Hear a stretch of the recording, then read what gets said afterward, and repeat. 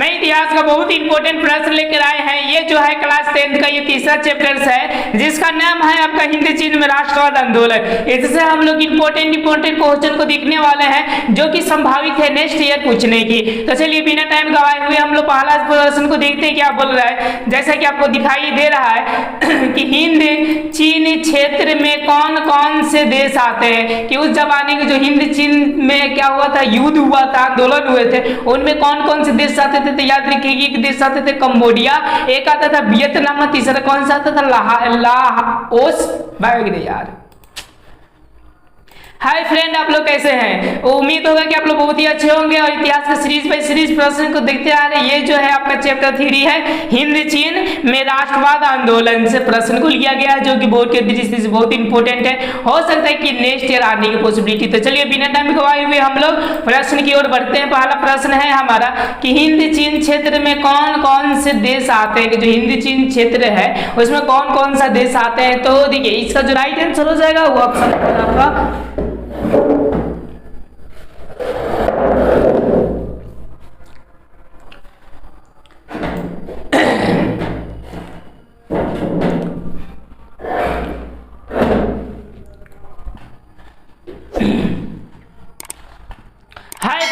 कैसे है। उम्मीद होगा कि आप लोग बहुत ही अच्छे होंगे और इतिहास का सीरीज बाय सीरीज आप चैप्टर देखते आ रहे हैं।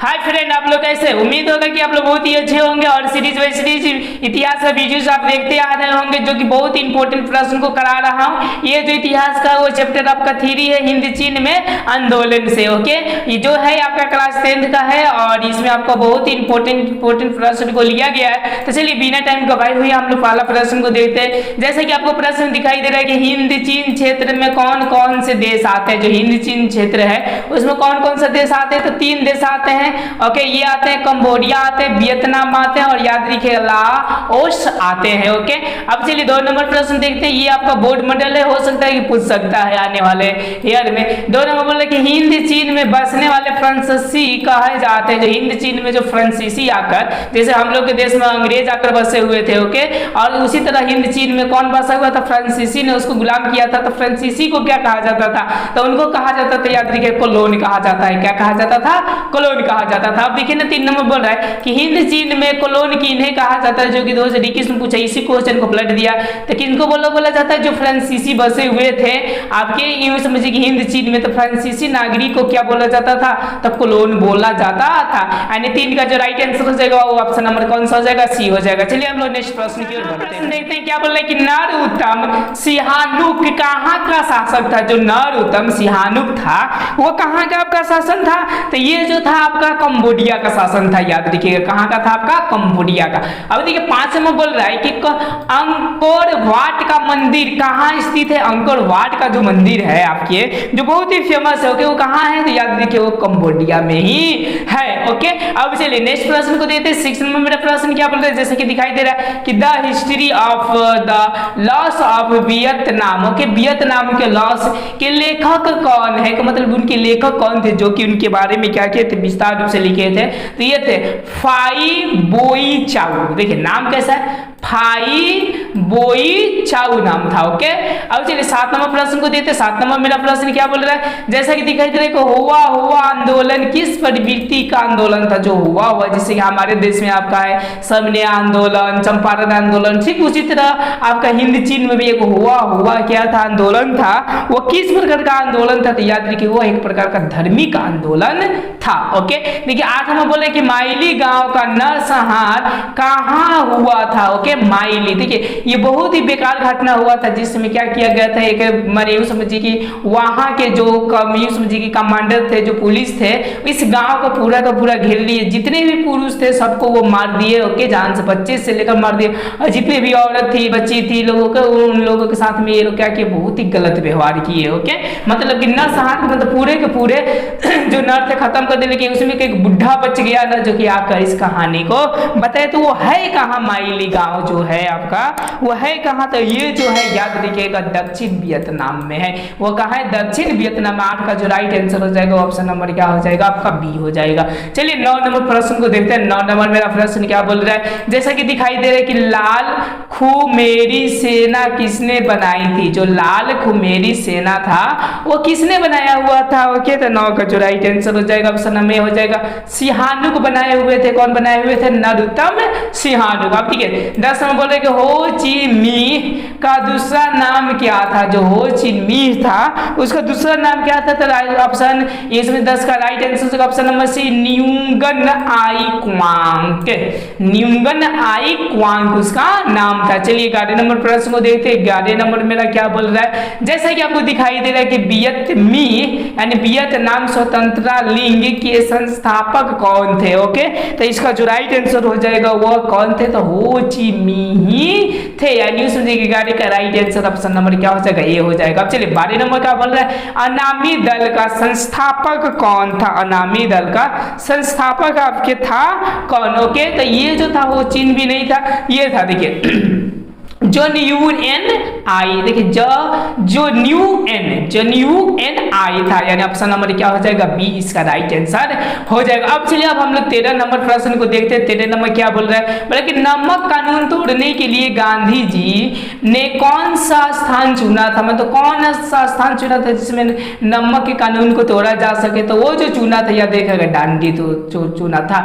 2021 में आपका क्या किया है, तो पूछा हुआ है। अब चलिए हम लोग अब 14 नंबर प्रश्न को देखते हैं। 14 नंबर क्या बोल रहे हैं हमारा प्रश्न, जैसा कि आपको दिखाई दे रहा है ओके, कि वियतनाम में टोकिन फ्री स्कूल की स्थापना कब की गई। वियतनाम में टोकिन फ्री और स्कूल की स्थापना कब किया गया था, तो 1910 ईस्वी में किया गया था। ओके, इतिहास का सबसे इंपॉर्टेंट चीज है। अब देखिए 15 नंबर प्रश्न को देखते हैं। 15 नंबर क्या बोल रहा है प्रश्न हमारा, बोले कि हो ची मिन्ह का शाब्दिक अर्थ क्या है। मतलब कि इसका अर्थ क्या था उस जमाने के लिए। ओके, तो इसका था आपका पथ प्रदर्शक। क्या नाम था इसका, पथ प्रदर्शक नाम था। यानी 15 का जो राइट आंसर हो जाएगा ऑप्शन नंबर ए हो जाएगा। चलिए 16 देखते हैं। बोलते कि वियतनामी युद्ध की समाप्ति किस अमेरिकी राष्ट्रपति के समय हुआ। कि मतलब जो वियतनामी के युद्ध था उनके समाप्ति कब, माने अमेरिका कौन राष्ट्रपति थे तब हुआ था। ओके, तो 16 के जो राइट आंसर हो जाएंगे ऑप्शन नंबर सी हो जाएगा निक्सन जो थे उस समय राष्ट्रपति, तभी क्या हुआ था, समापन हुआ था। अब चलिए 17 नंबर प्रश्न को देखते हैं। 17 नंबर क्या बोल रहा है, बोले कि हिंद चीन पहुंचने वाला प्रथम व्यापारी कौन था। देखिए कोई भी देशों को गुलाम बनाने के लिए पहले व्यापारी के रूप में क्या करता है, पहुंचता है, धीरे धीरे व्यापार बढ़ाते बढ़ाते क्या कर लेता है, तो गुलाम बना लेता। सबसे प्रथम कौन पहुंचा था। ओके, तो सबसे पहले पहुंचा था आपका पुर्तगाल। अगर पास फ्रांसीसी माने यूं समझिए पहुंचा तो वो क्या कर दिया, तो इसको गुलाम ही बना लिया। जिस पर हम लोग का देश में पुर्तगाल तो चलिए पहुंचा ही था वास्को डी गामा, लेकिन अंग्रेज है तो हमारे देश को क्या कर दिए, तो यूं समझिए कि ईस्ट इंडिया कंपनी को स्थापित करके गुलाम ही बना लिए। अब 18 नंबर प्रश्न बोले कि जनेवा समझौता किस वर्ष हुआ था। जो जनेवा समझौता था, याद रखिए जनेवा समझौता ऐसा कंडीशन हुआ था ना कि जब विश्व में तृतीय विश्व युद्ध की समझिए पूरी की पूरी तैयारी हो गई थी, तो उसको समाप्त करने के लिए क्या कर दिया गया, जनेवा समझौता कर दिया गया। नहीं तो उस समय भी आपका तृतीय युद्ध होता था, कब होता, 1954 में होता। ओके, तो इसको समझा दिया गया कि मतलब जो राइट आंसर हो जाएगा ऑप्शन नंबर आपके सी हो जाएंगे। चलिए 20 नंबर हम लोग प्रश्न को देखते हैं। 20 नंबर क्या बोल रहा है, जैसा कि दिखाई दे रहा है कि बायोदाई कहाँ का शासक था। जो बायोदाई था वो कहाँ का शासक था, तो 19 का जो राइट आंसर हो जाएगा वो ऑप्शन नंबर ये हो जाएगा। ओके, अनाम का था। कहाँ का था वो आपका, अनाम का। चलिए 20 नंबर प्रश्न बोल रहा है कि मार्च 1986 में फ्रांस तथा वियतनाम के बीच होने वाले समझौता किस नाम से जाना जाता है। मतलब देखिए मार्च 1986 में फ्रांस और वियतनाम के बीच में समझौता हुआ था, उसको किस नाम से हम लोग जानते हैं, तो याद रखिएगा उसको जानते हैं होनई समझौता के नाम से। यानी ऑप्शन नंबर क्या हो जाएगा, डी। जैसा कि एक ही समय प्रश्न दिखाई दे कि पोट्सडम की घोषणा के तहत कौन सा देश आत्मसमर्पण कर दिया। मतलब कौन सा देश था जो कि आत्मसमर्पण कर दिया, अपने आप को दे दिया, वो था आपका जापान। क्योंकि उस समय जापान का बहुत कंडीशन क्या था, खाने तक का भी नहीं था। कब, जब बम गिराया गया था तब। चलिए 22 नंबर देखिए, वियतनाम में स्त्रियों के सैन्य जोश पैदा करने के लिए किस देवी की कहानी सुनाई जाती थी। कि मतलब स्त्री में क्या हो बहुत जोश उत्पन्न हो किनके लिए, तो सेना के लिए। तो किनकी कहानी सुनाई जाती थी, तो ज्यादातर त्रिवायु की क्या की जाती थी, कहानी आपकी सुनाई जाती थी। अब चलिए हम लोग 23वां प्रश्न को देखते हैं। 23वां हमारा प्रश्न क्या बोल रहा है, जैसा कि आपको दिखाई दे रहा है कि शांति को खतरा क्या था, शांति का जो था आपका वो खतरा क्या था, तो याद रखिएगा श्वेत पत्र था। शांति का खतरा कौन था, श्वेत पत्र था। चलिए देखिए 24वां बोला कि DNFO के युद्ध में किसकी हार हुई थी। देखिए डीएनए और कौन बोल रहा है आपका, यस VNA में किसकी हार हुई थी। ओके, तो 24 का जो राइट आंसर होगा ऑप्शन नंबर बी हो जाएगा, फ्रांसीसी की क्या हुई थी, तो हार हुई थी। अब चलिए अब आप लोग का 25 नंबर प्रश्न को देखिए, बहुत इंपॉर्टेंट 25 नंबर प्रश्न। जैसा कि आपको दिखाई दे रहा है कि अंकोट वाटिका मंदिर किसने बनवाया था, अंकोट वाटिका। ओके, तो सूर्य वर्मा द्वितीय ने क्या किया था, ये मंदिर को बनाया हुआ था। चलिए 26वां प्रश्न है, एजेंट ऑरेंज क्या था, जो कि आपका कहाँ गिराया गया था, जापान में गिराया गया था।